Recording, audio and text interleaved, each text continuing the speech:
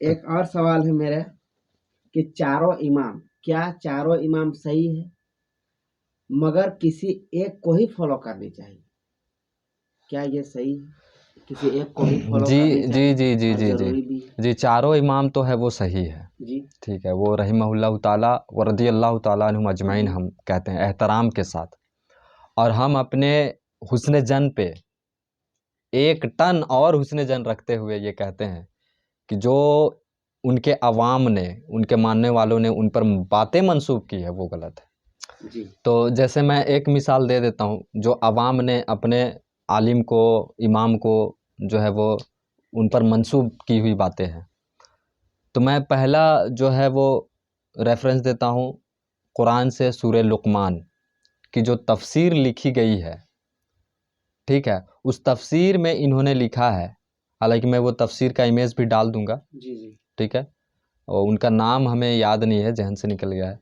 लेकिन वो जो तफसीर लिखी है उसमें दूध जो बच्चे की छुड़ाने की इद्दत है वो अल्लाह तबारक व ताला ने 2 साल रखी है। ठीक है, ये सूरतुल बकरा में भी आयत है। लेकिन उन्होंने जब तफसीर लिखा तो उन्होंने कहा कि नहीं, दूध छुड़ाने की उम्र 2.5 साल है। ठीक है, 2 साल 6 महीने। और उस पर यह लिखा कि हो सकता है इमाम अबू हनीफा रहमहुल्लाह ताला के पास भी कोई दलील हो। ये आप देख ले, आप हमें ये बताएं कि जिन्होंने इतना बेस्ट परफॉर्मेंस किया है दीन के लिए, उनके पास कोई अल्लाह के अगेंस्ट कोई दलील हो सकती है? जी, नहीं। अगर वाकई में मैं ये बात बता दूं आपको कि अगर इमाम अबू हनीफा रहमहुल्लाह ताला और रदियल्लाहु ताला अन्हु इस ज़माने में होते और उन्हें ये बात हम बताते ना, तो लिखने वाले के गाल पे चाटा मारते, थप्पड़ मारते। जी, ठीक है ना। अब खैर ये तो उन पर मंसूब की हुई बातें, हम इस तरीक़ा से बातों को हम जी, नहीं मानते हैं। ऐसी दर्जनों चीज़ है। ठीक है, अब मैं क्या बताऊँ, अभी टाइम का भी ये है वरना बात दूसरी तरफ चली जाएगी। जी, जी, गलत गलत ख्वाब जो है वो इमाम अबू हनीफा, इमाम मालिक के तरफ जो है वो मंसूब की गई है। ठीक है, हम उन्हें फॉलो नहीं करते। बस यही सब के लिए तो जो है वो, अब यही सब कुछ अगर ख्वाब को आवाम को मनवाना होता है तो जो हमारे मुकर्रिर हैं, जो कस्टोडियन है, वो मजलिस में रो रो के बयान कर देते हैं और आवाम मान लेती है। जी, तो इस तरीक़ा से बातें जो है वो मंसूब की गई है। बहरहाल मैं आपको ये एक बात बता दूं कि गदीर खुम वाली हदीस और हज्जतुल विदा वाली हदीस, गदीर खुम वाली, पहले मैं हज्जतुल विदा वाली हदीस में बता देता हूँ। उसमें से आप सल्लल्लाहु अलैहि वसल्लम, एक तरीक़ में यह है कि मैं तुम लोगों के बीच में एक चीज़ छोड़े जा रहा हूँ जो अल्लाह की किताब है, जी, और जो इसे पकड़ेगा, अल्लाह की रस्सी को पकड़ेगा, वो हिदायत पर होगा, जो छोड़ देगा वो गुमराह हो जाएगा। आप सल्लल्लाहु अलैहि वसल्लम ने कहा है कि अल्लाह की रस्सी किताब है, जो इसे ना ना पकड़ेगा वो गुमराह होगा, और ये कहते हैं कि जो इन चारों इमाम को ना पकड़ेगा वो गुमराह होगा। अब हम रसूलुल्लाह की बात माने या इनकी बात माने, आप हमें ये बता दें। जी, हुज़ूर सल्लल्लाहु अलैहि वसल्लम। रसूलुल्लाह की बात मानिए ना जी, भाई। ठीक है ना। दूसरा चीज़, जो हज्जतुल विदा वाली हदीस थी, उसमें एक और चीज़ है सुन्नत, वो तरीक़ बाई तरीक़ के हिसाब से मिलता है। लेकिन चले हम कुरान को मान लेते हैं। यानी कुरान में ये है कि तुम अगर रसूलुल्लाह की इताअत करते हो तो अल्लाह की इताअत करते हो।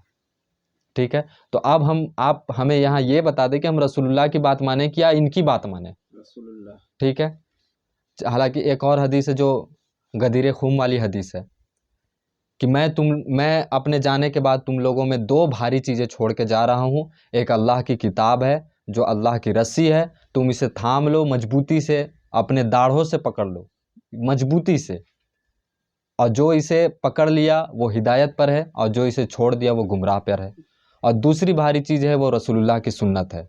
और एक तरीक़ में ये है कि वो दूसरी चीज़ अहलुल बैत है, जिसके बारे में मैं तुम्हें अल्लाह का खौफ दिलाता हूँ, उसके बारे में मैं तुम्हें अल्लाह का खौफ दिलाता हूँ, अहलुल बैत के बारे में अल्लाह का खौफ दिलाता हूँ। लेकिन उसके बाद जो है वो उम्मत उल्टी चली है। उल्टी इस एतबार से चली है कि अहलुल बैत को इन्होंने ना छोड़ा, सबको कत्ल किया है, सबको। ठीक है, अली रदी अल्लाह ताला अन्हु, हसन रदी अल्लाह ताला अन्हु, हुसैन रदी अल्लाह ताला अन्हु अलैहिमुस्सलाम अजमैन। ठीक है, इमाम जाफ़र, इमाम निसाई, इवन इमाम अबू हनीफा को जहर का प्याला पीना पड़ा। ठीक है, ये आप देख ले मेंटालिटी, और आज ये कह रहे हैं कि नहीं हमें चारों इमाम को माननी चाहिए, किस बेसिस पे?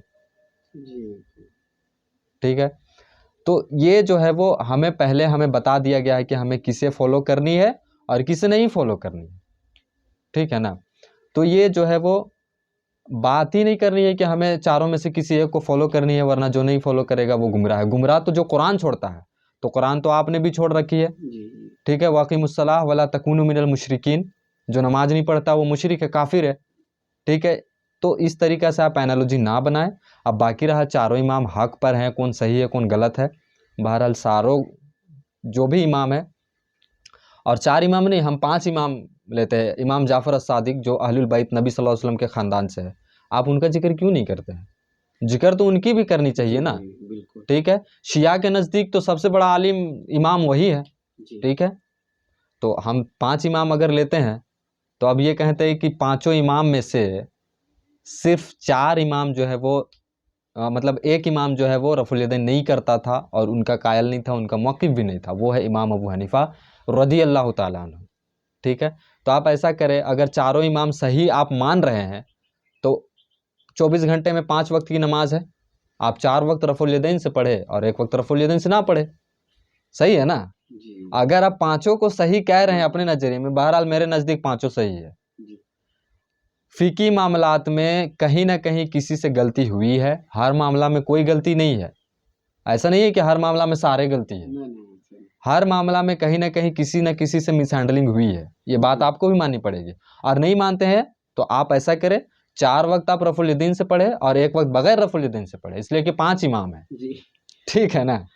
तो आप ऐसा एनालॉजी ना बनाएं, वरना ये बहुत खतरनाक बात हो जाएगी। और मैं बता देता हूँ कि अगर आप चारों इमाम को सही मानते हैं, तो आज से आप 100 साल यानी 1925 हिजरी 1925 ईस्वी आप चले जाए, जब सलमान सऊद जो है सऊदी अरबिया में आके हुकूमत अपना कायम किया था, यानी जब उसकी हुकूमत आई थी, उससे पहले जो 350 साल सल्तनत उस्मानिया की हुकूमत थी, उस वक्त खाने काबा में आपके बड़े आबा वजदाद, जिसे आप इमाम साहब इमाम कहते हैं, है ना, वो बहुत मेरे पास नाम है, मैं जिक्र नहीं करना चाहता, तो जिसे आप अपना बड़ा मानते हैं, वो तो 350 साल तक खाने काबा में 4 मुसल्ला बिछा के नमाज पढ़ रहे थे, ठीक है। मुसल्ला हनफी, मुसल्ला मालकी, मुसल्ला साफ़ी और मुसल्ला हम्बली, ये चारों कॉर्नर पे 4 मुसल्ला थे। 350 साल तक किसी की जरूरत नहीं हुई कि उस चारों, इतना बड़ा बिदत जो है वो खाने काबा में हो रहा था, लेकिन किसी ने हटाने की कोशिश नहीं की।